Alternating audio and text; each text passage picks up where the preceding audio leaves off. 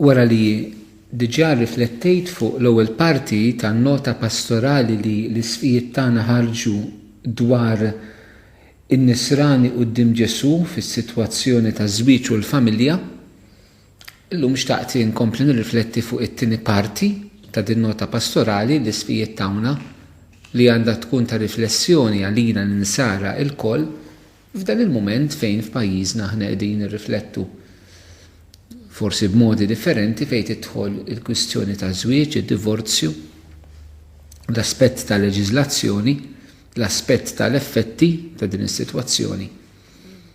Dak li tawna l-isfijiet tagħna eżistijej huwa bbażat fuq il-kelma ta' Alla sabiex ikun ta' dawl gwida għalina l-koll, mu speċjali għalina li nemmnu però mhux biss, għax il-kelma ta' Alla mhix biss għal min jemmen, imma il-kelma ta' Alla qed hemmhekk għall-bniedem, allura qed hemmhekk għal kulħadd.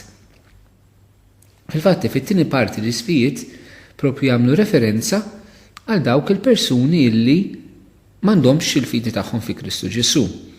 U allura xi drabi joħroġ l-argument illi jgħidulna li jisma' dak li aħna ngħidulkom.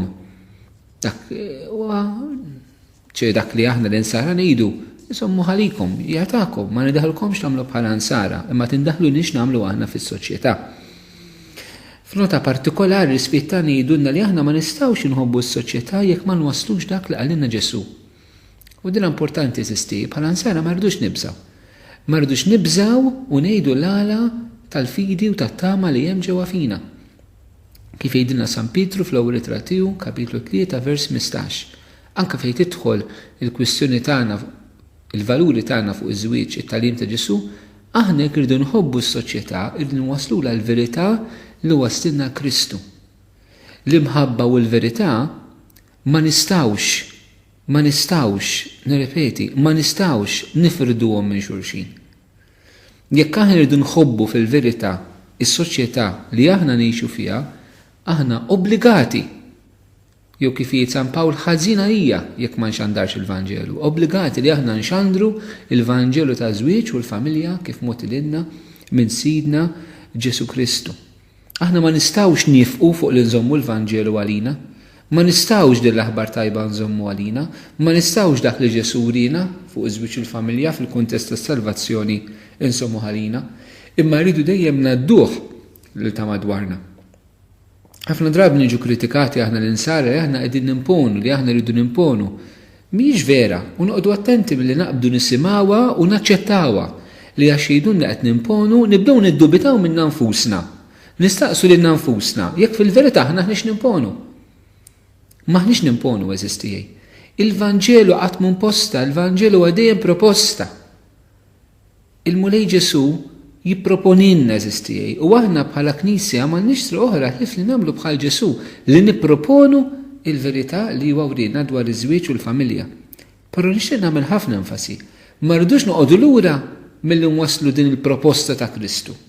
U ma nibdux nibilgħu il-gidba li jgħidulna li aħna qegħdin nimponu, mhux qed ngħidha f'xi sens ta' ġlied, f'xi sens ta' xi ħaġa kontra. Ma b'rispett anke li l-verità li hija l-missjoni tagħna bħala nsara dik li missjoni ta' Knisja. U anke biex nikbru aktar aħna fl-għarfien ta' x'inhi l-missjoni tagħna. Kif qed darb'oħra aħna dil-verità tpoġġina għaddejja tas-soċjetà. Dak li l-mulej tagħna ipoġġina għaddejja tas-soċjetà kif Marija b'Ġesu f'ġufa bil-verità għax Ġesu l-verità ġewwa fiha ma tmurx timponija fuq l-oħrajn, però tagħmilha għaddejja tal-oħrajn u waqt li taqdi twaslilhom din il-verità ta' Ġesu. Hekk tkun il-Knisja. Kif jgħid Tonino Bello tkun Knisja bil-fardali, Knisja li qed taqdi. Taqdi s-soċjetà, però bil-verità li hemm fiha mingħajr ma tarmija, mingħajr ma twaraba. Nix nagħmel ħafna din enfasi fuqna mhux biss bħala Knisja bħala istituzzjoni, ma li qed ngħid anke meta tkun qegħdin taħdmu fuq il-post tax-xogħol, meta tkun qegħdin is-suq, meta qegħdin is-supermarket, meta qed titkellmu bejn ħbieb f'mument ta' divertiment fuq mejda tal-ikel, f'xi ċirkustanzi. Dal-argument li nimponu ħafna drabi. Ma importanti nħarsu lejha li maħniex nimponu. Imma aħna qegħdin naqdu, qegħdin nwasslu issa jekk taċċettax jew le sta l-persuni l-oħrajn, però aħna ma nistgħux noqogħdu lura milli nwasslu dan il-messaġġ. L-isfijiet jagħmlu ħafna enfasi anke fuq dil ħaġa, fil-fatti hemm minnhom hekk hija vera mpoġġija b'mod tant sabiħ. Fi kliem ieħor jgħidu n-nasma, meta l-Knisja titkellem fuq il-fqir, ħadd ma jgħidilha qed timponi.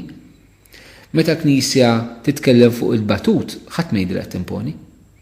Meta l-Knisja titkellem dwar l-inġustizzi, ħadd ma jgħidilha qed timponi. Meta l-Knisja titkellem favur l-ambjent, ħadd ma jgħidilha qed timponi.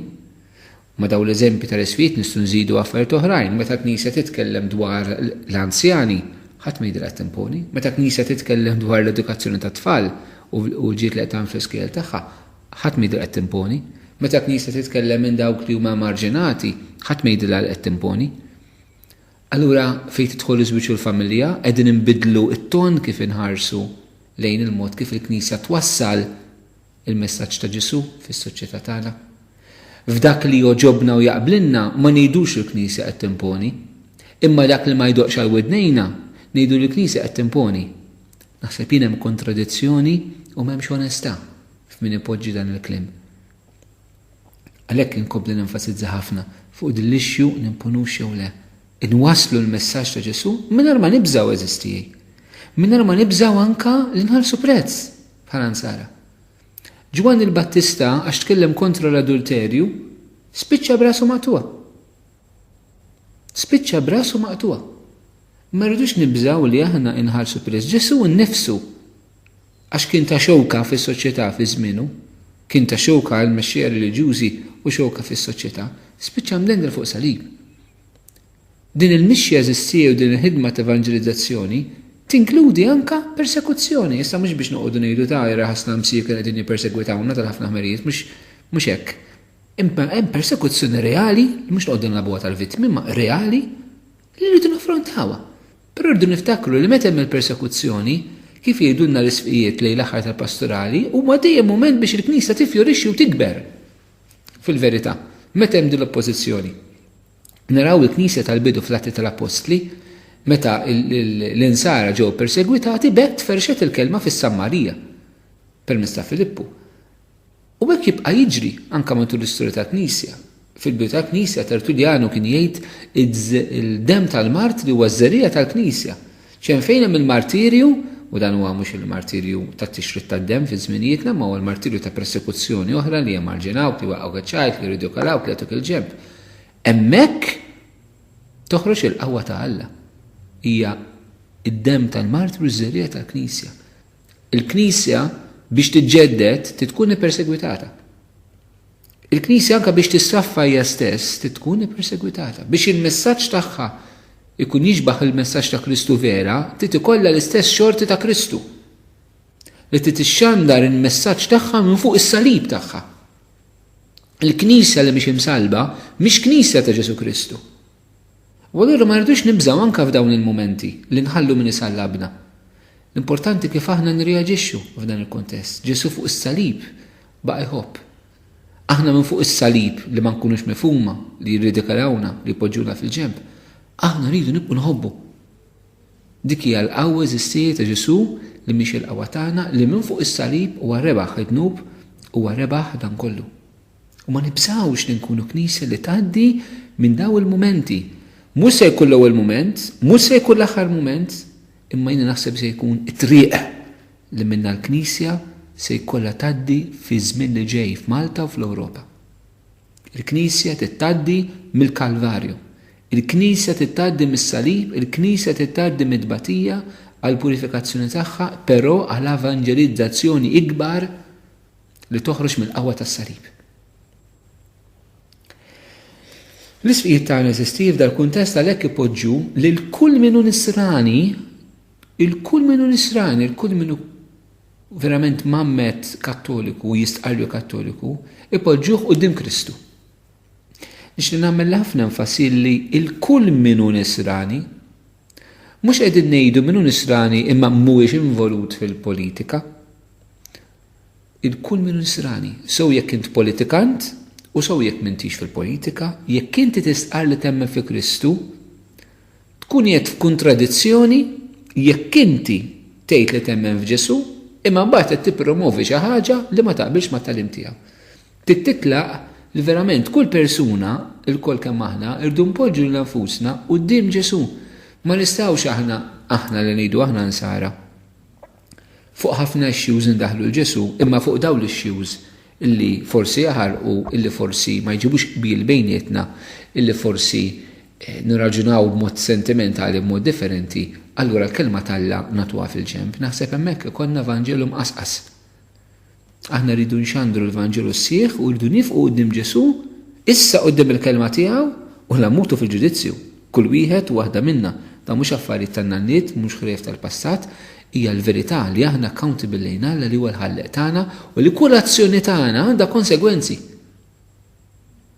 U għalhekk il-kelma ta' Ġesu l-inna tabbina b'responsabilità morali, kif jqallulna l-isfijiet tagħna, tabbina b'responsabilità dil-kelma tiegħu. Responsabilità morali illi titkuni l-sawar il-kuxjenza tagħna. Smajna ħafna fuq issues ta' kuxjenza.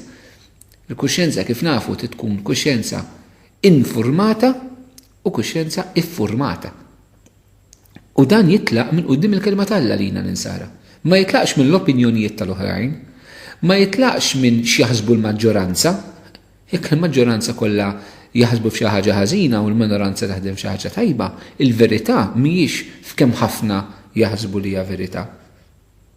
Jiġifieri aħna ma rridux nimxu mal-massa xejdu, idru nitilqu aħna l-kuxjenza tagħna tkun iffurmata u mibnija fuq il-kliem tas Sidna Ġesu Kristu. Ma tistax tkun mod ieħor eżistijej. Ma tistax tkun mod ieħor. Min jipprova ibella jenna b'mod ieħor ikun min ikun żbaljat. U rridu noqogħdu attenti ħafna minn din il-ħaġa. Il-kuxjenza qed ikellmuna l-isfijiet tagħna mhijiex kif taħseb int, mhijiex kif jaqbel lilek, mhijiex taħseb int li hu l-aħjar, imma l-kuxjenza profondament hija l-vuċi tal-Alla f'qalb il-bniedem u l-bniedem għandu bżonn jippurifika l-moħħ tiegħu kif jgħid ħafna l-Papa Benedittu 16 il-fidi tippurifika l-raġuni. Biex ir-raġuni tkun tista' tasal anke li tuża lilha nfisha fl-aqwa tagħha. Però r-raġuni hija mdalma b'dak li aħna jidulu jdnub. Għall-kuxjenza tagħna tiġi purifikata, tiġi ffurmata sew quddiem ir-realtà tal-kelma tal-Alla. Dan ma japplikax biss fejn jidħol iżbiġu divorzju kif qal għalunna l-isfijiet fil-bidu tan-nota pastorali ma qegħdin japplikaw dan it-tagħlim kollu li hu tal-Knisja, it-tagħlim kollu li hu fil-Vanġelu għal dis sitwazzjoni partikolari li aħna għaddejjin minnha. Importanti ħafna. Int min int u x'inhu l-rol tiegħek fis-soċjetà, il-kuxjenza tiegħek tiffurma fuq il-kelma tal-Alla. U noqogħdu attenti minn persuni li jippreżentaw ruhom illi jgħidu illi jemmnu f'Ġesu imma mbagħad iridu jippreżentaw xi ħaġa tmur kontra t-tagħlim tiegħu. Noqogħdu attenti li ma tidħolx dil-mentalità li noħolqu firda bejn dak li jiena nemmen b'mod privat u b'mod personali u dak li jiena nemmen fis-soċjetà. Ma noħolqux din l-iskriżofenija sistijaj, din il-firda ġewwa fina. Aħna persuni sħaħ ma nistgħux nifirdu lil nfusna b'dan il-mod u rridu nkunu serji u sodi f'dak li qed minn tagħna. Mhux biss il-kelma tal-eżistijaj, tat-tagħlim ta' Ġesu irid jifforma l-kuxjenza tagħna bħala nsara jgħidulna l-isfijiet tagħna, imma iwassalna biex aħna rridu nagħtu kont tal-emil tagħna. Irridu nagħtu kont tal-emil tagħna. Tal-punt nixxilna nfassilizzah milli qalulna l-isfijiet. Maħniex qegħdin nitkellmu eżistijaj fi żminijietna. Meta qed nitkellmu fuq iżwieġ u divorzju, maħniex nitkellmu fuq xi kejk. Lillum provajt riċetta